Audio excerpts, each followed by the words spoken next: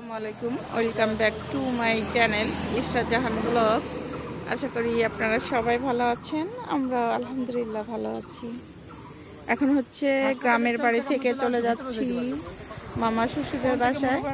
তো আজকে ভিডিওটি দেখতে থাকুন, আশা করি ভালো লাগবে।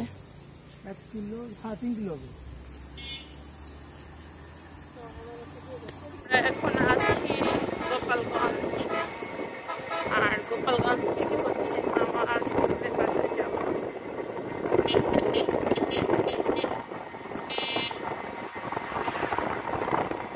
আপনাদের সাথে ভিডিও আকারে শেয়ার করছি।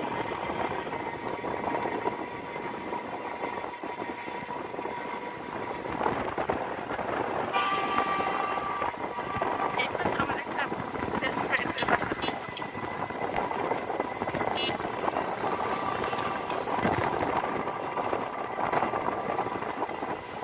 গাইস, আমরা এখন টুনাপাড়া বাজারে চলে এসেছি, আর এখন হচ্ছে আমরা ফল কিনবো। ওই যে হচ্ছে ফলের দোকান, এখান থেকে তোমাদের ভাইয়া হচ্ছে ফল নেবে। গাইস, এখন হচ্ছে তোমাদের ভাইয়া এই যে ফল কিনতেছে। তো এটা হচ্ছে টুনাপাড়া বাজার, আর এখানে তোমাদের ভাইয়াকে এই লোকটা চিনে, আমাকে চিনে না, আমাকে ভাবি বলে সম্বোধন করতেছে। আসলে আমি তো এই গ্রামেরই মেয়ে, আমাকে না চেনার কারণে কিন্তু এই সমস্যা হচ্ছে। আপেল নেবা আর কি নেবা, মালটা? তো গাইস, ওই যে কিন্তু লোকাল বাস আমাদের এই লাইনের, তো লোকাল বাস চলে এসেছে। আজকে কিন্তু মেয়ে নেই, মেয়ে আমাদের সাথে নেই। আমরা এখন এই যে ফলের দোকানে, আর আমের মৌসুমেতে আম থাকবে, এটা স্বাভাবিক ব্যাপার। তো এখন এই যে আম রয়েছে। ওই যে হচ্ছে তোমাদের ভাইয়া, আর তোমাদের ভাইয়া কিন্তু ঢাকার থেকে আসলে কিছু নেয় না, যত ফল এই দোকান থেকে নেয়। এই দোকানে নাকি ফলের দাম অনেক বেশি কম আর ফ্রেশ পাওয়া যায়। দোকানের ঠিকানাটা কিন্তু এই যে কারেন্টের খাম্বার উপরে, তাই না?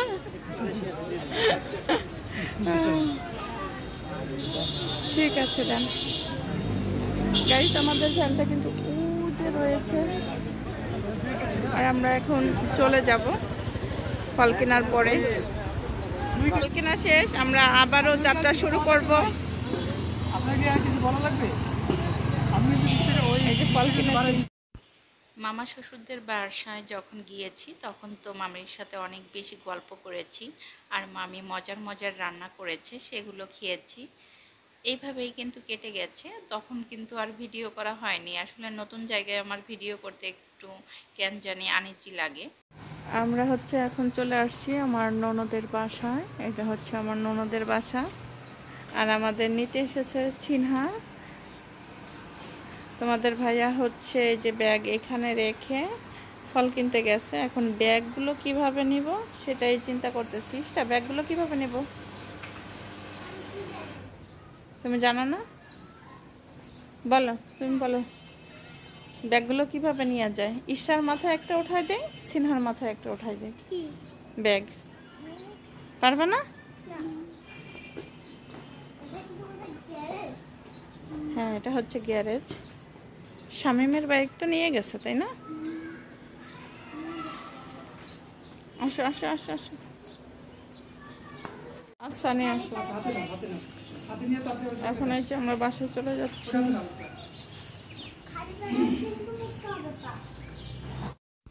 আপুদের বাসায় এসে নাস্তা করেছি, আর আপু আমাকে দেখেই কিন্তু এই যে চিকেন বিরিয়ানি রান্না করা শুরু করে দিয়েছে। তো আমি বললাম যে আমি একটু হেল্প করি। তো এদিকে কিন্তু আমি একটু আপুকে হেল্প করতেছি, আর আমাকে দেখলেই সবসময় আপু রান্না করবে, এটা কিন্তু তার অভ্যাসে পরিণত হয়েছে। যেহেতু আমি এবং ইশামণি চিকেন বিরিয়ানি খেতে অনেক বেশি পছন্দ করি, এই কারণে আপু আসলেই রান্না করে। তো এদিকে কিন্তু এই যে সব কিছু রেডি করে এই যে মাংস কষানো হয়ে গেছে, আর এখন কিন্তু পোলার চালগুলো একটু ভেজে নিব।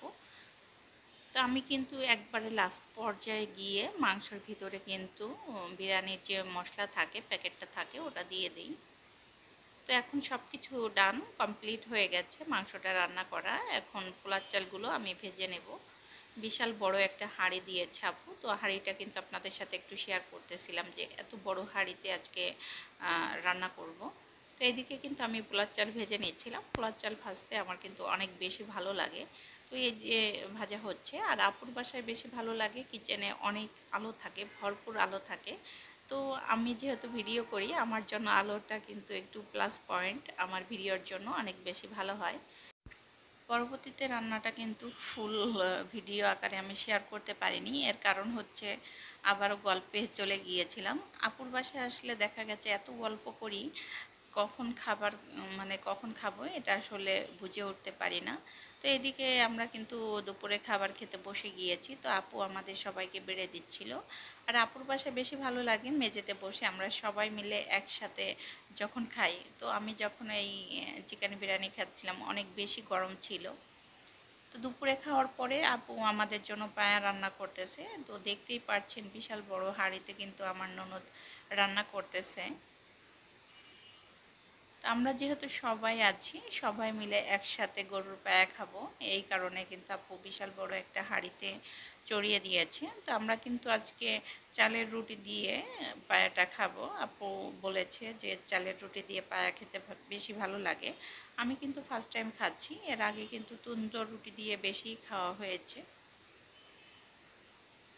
অনেক দিন পর বন্ধুরা ভিডিও আমি ভয়েস কভার করতেছি। আমার কথা একটু এলোমেলো শোনা যেতে পারে, স্বাভাবিক ব্যাপার, যেহেতু আমি কন্টিনিউ ভিডিও করছি না বা আপনাদের সাথে শেয়ার করছি না, এই কারণে।